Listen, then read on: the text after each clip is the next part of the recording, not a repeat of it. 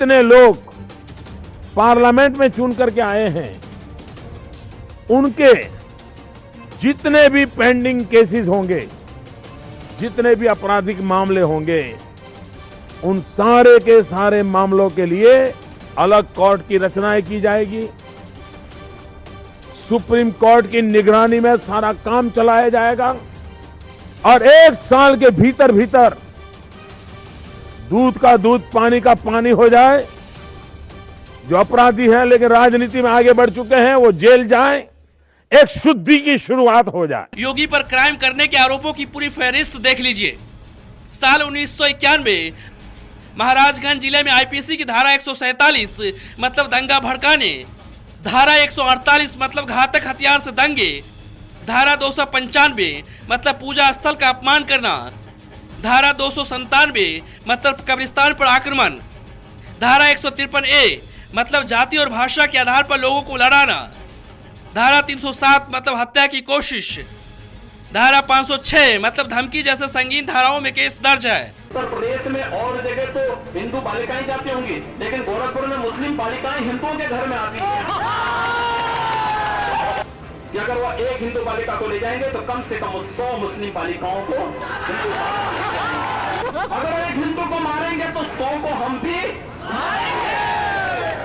अभी साल 1999 का है, जिला भी महाराजगंज है, जहां योगी आदित्यनाथ पर धारा 302 यानी हत्या का मामला दर्ज हुआ था।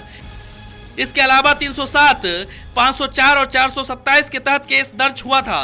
में एटा जिले में 1800 ईसाइयों को आपने कन्वर्ट कराया। हाँ, मैंने हिंदू बनाया है, परावर्तन है वो मैंने नहीं कराया। मैंने गोरखपुर में भी ऐसे तमाम ऐसे मामले 147 मतलब दंगा भड़काने, 149, 307, 336 और 427 के तहत केस दर्ज है।